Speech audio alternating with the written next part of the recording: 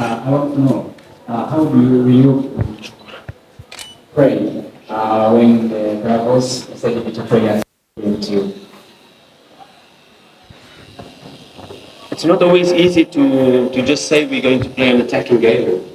We really have to do everything right in terms of when we have the ball to try to force them into a low block.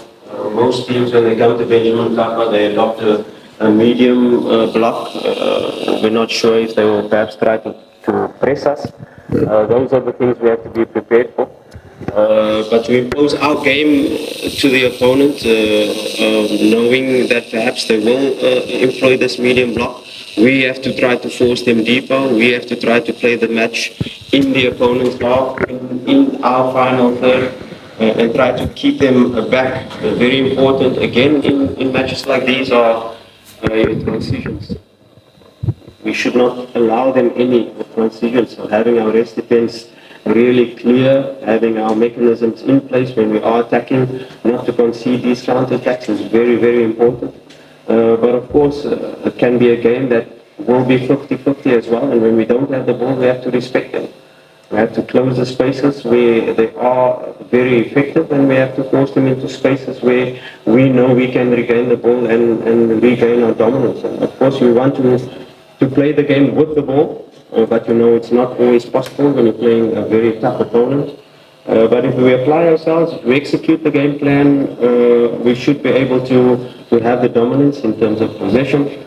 But like I said, we respect the opponent and anything is possible. If our players are ready mentally to be able to sustain this level of opponent, then we will be able to execute our game plan. Then we will be able to more than likely get the 3 points. Okay, that's all. Now questions for the coach. Okay. Morning, coach. Morning. Yeah, my name is Mario Croyle from House Media.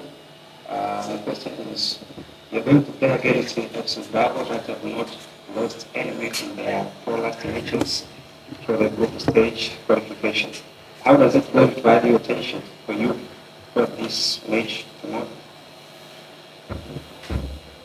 Yeah, we analyzed them in detail, and there's different matches in the league, different matches in the prelims, and they adopt different approaches in all of the matches. They are quite flexible team tactically. They are able to play different formations, and we've seen them play in different formations before with different type of profiles. For instance, playing at fullback, different type of profiles, playing on the midfield side. And then of course they always, in any formation they play, they're very skillful winners that can cause you problem if you don't contain them. And they are a team that is difficult to beat, and we have to be on top of our game. We have to be, like I said, we need the perfect performance to be able to score goals, to be able to create chances, and to be able to have the dominance that we would like to have. But to be able to do that, we have to really do everything in an almost perfect manner. And we expect that from our players in every match. It will be no different in this match. Okay, let's have now a question for the player. I'll start with the gentleman here.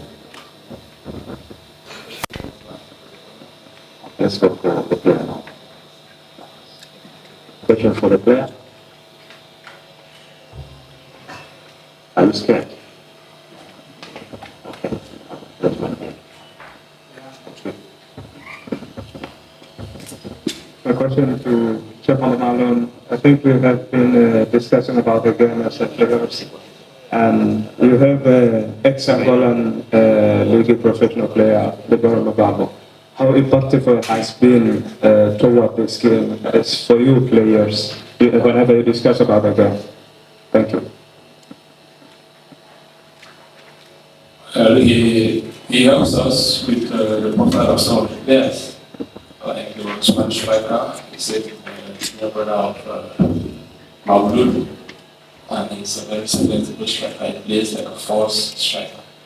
He can play 10, can go out, and will help us even during our